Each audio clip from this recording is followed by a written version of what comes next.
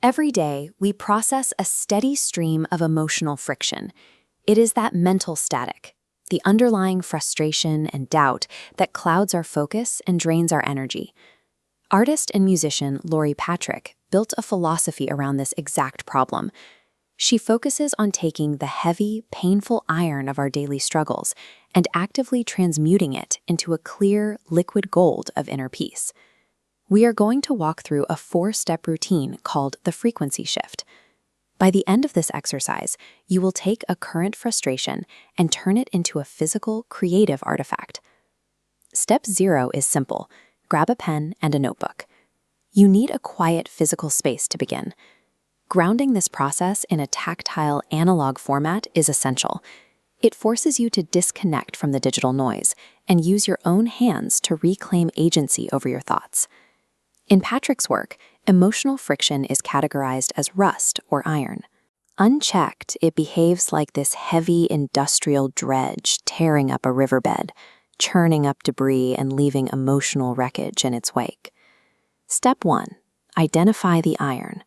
On your page, write down one specific source of negative energy or self-doubt you are dealing with today. Keep it to exactly one single sentence. Do not write a second sentence.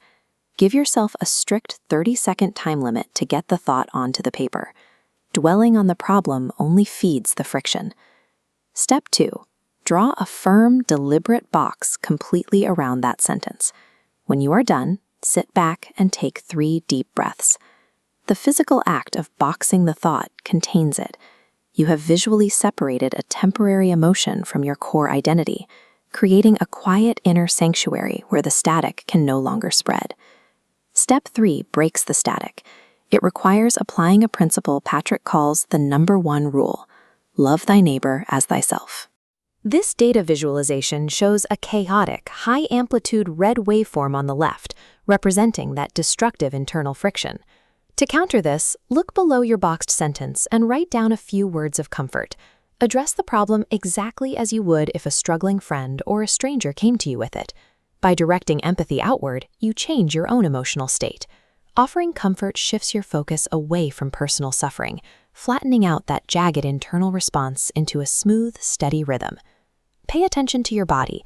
You will know this shift is working when you notice a physical release of tension in your chest. The human mind cannot maintain a state of panic or anger while simultaneously generating compassion. Actively producing kindness forces the heavy, destructive frequency out of your system. This brings us to step 4, creating golden interference. Just as the pure light of a solar eclipse breaks through total darkness, you can interrupt a destructive pattern with a burst of clarity. Look at the comforting words you just wrote. Shape them into a short, creative expression. Make it a 4-line poem, a lyric, or a profound thought. When you finish, sign it anonymous. At age 14, Lori Patrick wrote an anonymous poem to comfort a grieving mother she had overheard. 12 years later, standing in the cold after losing her home, she stumbled across that exact poem.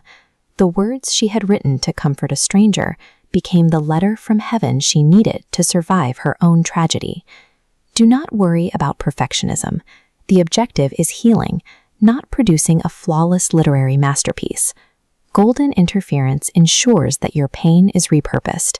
It becomes a permanent, tangible tool capable of offering universal hope to someone else or to a future version of yourself.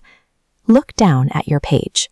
You started at the top with a block of contained static. At the bottom, you now have an artifact of compassion, as clear and steady as this sunlit river water flowing smoothly beneath a bridge. You have generated a new frequency. You took the friction of your own story, processed the pain, and built something of value from the ashes. Keep your notebook accessible. Whenever the static of the world becomes too loud, sit down and repeat this 4-step process. Tearing down inner walls to deploy creativity heals you, but it accomplishes something larger. It spreads a necessary, safe